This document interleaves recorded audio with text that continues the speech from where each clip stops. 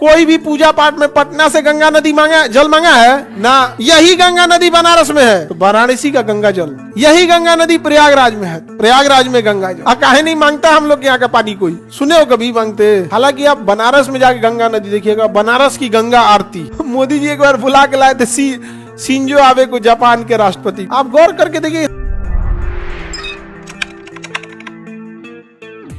सबसे लंबी सहायक यमुना नदी कहाँ की मिलती है? प्रयागराज। प्रयागराज में जब दो नदियों का संगम होता है तो जो नदी गहरी रहती है उसी के नाम से नदी आगे बढ़ती है। यहाँ ज्यादा गहरी कौन है? गंगा। तो गंगा नदी आगे लेके जाती है। अर्थवेद में यहाँ पर एक ऋषि थे गौतम राहुगढ़, उन्होंने श्राप दे दिया। वो पटना आ रहे थे तो उन्होंने हवन वगैरह किया, अग्नि ज्वाला लेके आए और तैर रहे थे या सोनपुर नदिया को हेले तो उनको बढ़िया से तैरे नहीं आया, गिर गए वहीं में, गुजिया के श्राप दे दिए थे।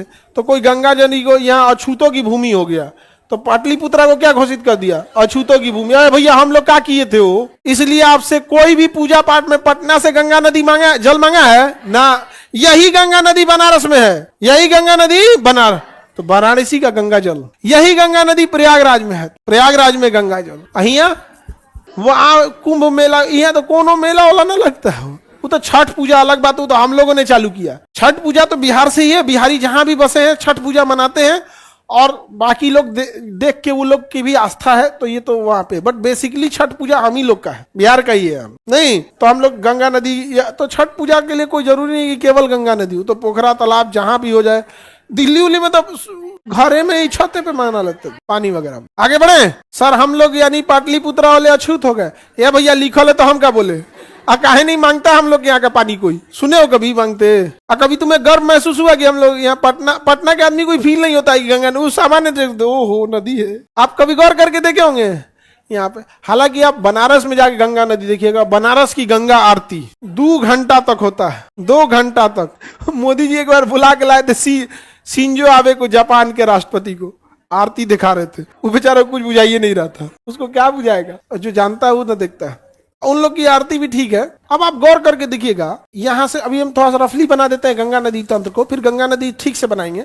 अभी रफली बना देते हैं आपको समझने के लिए। ये पैरेलल आती है यमुना, काल यहाँ पे आती है आपको रामगंगा, रामगंगा, काली नदी, गोमती नदी, सरयू नदी, गंडक, बूढ़ी गंडक, बागमती, कमला, कोसी, यहाँ से सोन नदी, अलग अलग नदियां।